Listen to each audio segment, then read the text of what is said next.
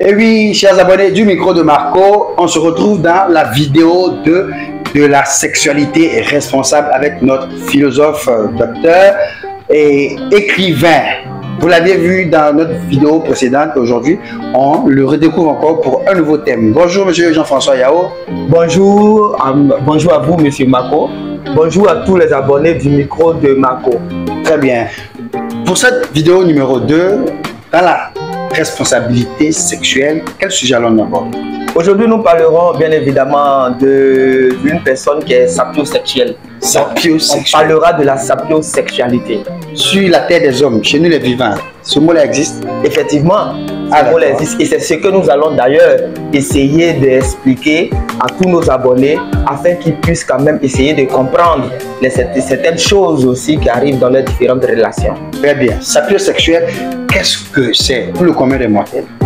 Alors, c'est qui une personne sapiosexuelle? Une personne sapiosexuelle est tout simplement un être humain qui a toutes ses facultés, mais seulement que, parlant dans le cas de la sexualité, c'est une personne qui aura tendance à apprécier son semblable du sexe contraire, non pas à partir de certains critères physiques, mais plutôt à partir de certains critères intellectuels. Alors, on peut avoir une personne sapiosexuelle qui peut être hétérosexuelle, bien évidemment. Mais ce qu'il faudrait reconnaître, ce qu'il faudrait définir, c'est que est sapiosexuelle toute personne qui a une attirance. C'est-à-dire, j'ai une attirance pour le sexe contraire, mais seulement que cette attirance est purement basée sur l'intellect. Du coup, s'il a bien compris la définition, ça veut dire qu'il est fin, il est amoureux de son intelligence, du sexe adverse. Bon, nous, on va rester sur sexe contraire, là, sur un mot, quoi. Non, on n'est pas dedans. Et nous, ici, on ne veut pas, on n'aime pas ça. Donc, hétérosexuel. Donc, nous, on reste sur hétérosexuel. Un sapiosexuel, tu es fan de l'intelligence de ton sexe contraire. Effectivement. Ah, d'accord. Effectivement, c'est surtout ça. Donc, non, ce n'est pas ça. Le physique n'a pas d'importance pour la personne sapiosexuelle. Le physique n'a pas d'importance. Ce qui est important, c'est l'intellect. Donc, une personne sapiosexuelle peut être amoureuse même peut tomber amoureuse de son professeur, par exemple. Ah, à l'école, d'accord. Oui, et justement, puisque en fait, la personne qui est sapiosexuelle ne pourra pas redéfinir le contour de certaines choses. Elle reste focus sur l'intellect. Comment la personne est intelligente. Tellement intelligent. C'est ça. Les premiers des classes ont beaucoup de go à l'école là.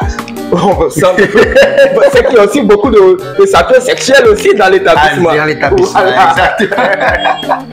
Donc, monsieur François, dites-nous, concrètement, on a défini, mais comment ça se passe réellement? Comment on sait que lui est sapiosexuel ou bien comment ils vont se gérer? Comment ça se passe? Et puis après, quelles peuvent être les conséquences comme ça? Quand une telle personne entre dans une relation, elle veut toujours que son homme ou bien que sa chérie puisse garder cette activité intellectuelle-là. Voilà. Donc, elle sera tout le temps en train de poser des questions. Elle sera tout le temps émue par le fait que vous êtes en train de travailler, par le fait que vous êtes en train de faire des recherches, par le fait que vous êtes sollicité en fait. Parce que c'est cela qui fait elle son honneur. Ah ouais. Voilà. Et elle est fière de le dire.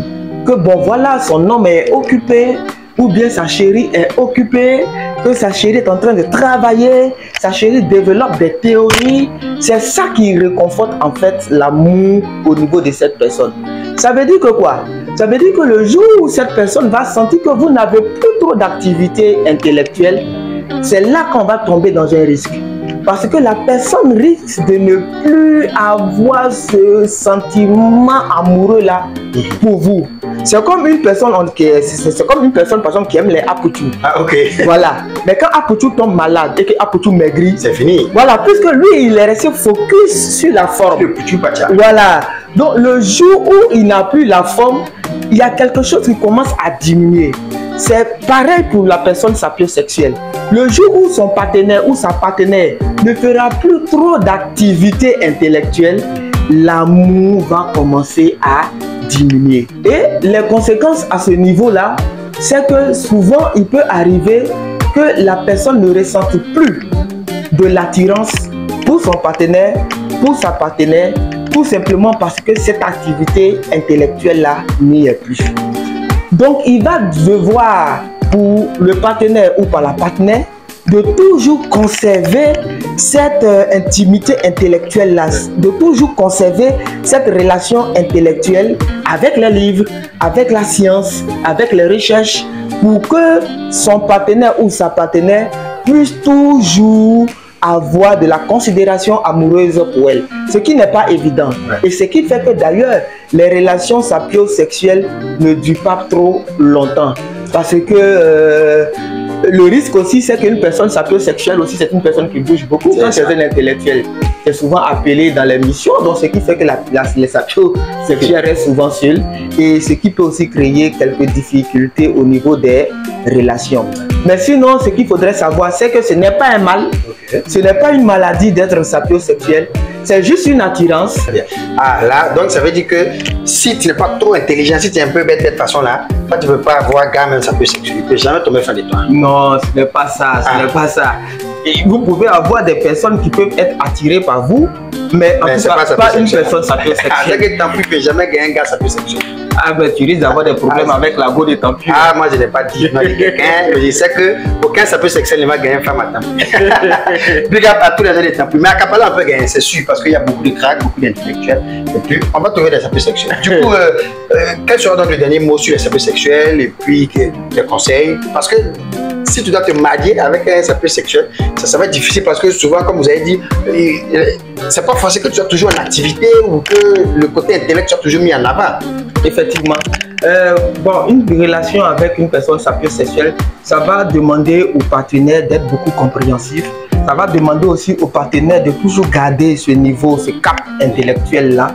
Et aussi, ça va demander aussi à la personne qui est sapiosexuelle aussi. Mais attention, il y a une chose que j'ai oublié de dire. Il peut y avoir une personne sapiosexuelle qui est asexuelle. Ah ouais? Qui n'aime pas le sexe. Qui n'aime pas le sexe. Je t'aime, mais on ne se touche pas. Voilà. Oh non, c'est ça qu'Apala ne veut pas. Ah, en tout cas, si c'est ça qu'Apala ne veut pas. Qu'Apala ne veut pas. Voilà, donc c'est un peu cela. Mais comme je l'ai dit, dans la sexualité responsable, il va falloir que les uns et les autres, on apprenne à se connaître, savoir que ma partenaire ou mon partenaire est sapiosexuel et connaître aussi les conséquences et puis me mettre aussi en marche en fonction comment je vais dire ça, en fonction des attentes de l'autre. Si je sais que ma partenaire est sapiosexuelle, alors il faut que je garde aussi le cap aussi intellectuel. Et il va falloir aussi un peu de modération pour la personne sapiosexuelle, de savoir que son homme ou sa partenaire ne peut pas toujours être dans ce cap, dans le top d'études, toujours concentré sur les études. On a quand même des moments de jeu, des moments de folie. Voilà. Donc c'est un peu ce que je veux dire. Fou, un peu fofolle. Voilà. Il faudrait qu'on puisse toujours être ensemble malgré cela. Voilà. C'est important. Du coup, nous on va s'arrêter là pour cette vidéo numéro 2 sur la responsabilité sexuelle avec notre philosophe, écrivain, M. Yao Jean-François. C'était un plaisir. On espère que vous avez appris beaucoup sur les sapiosexuels. Et puis bien une chose à vous. Ciao, ciao. À bientôt. Au revoir.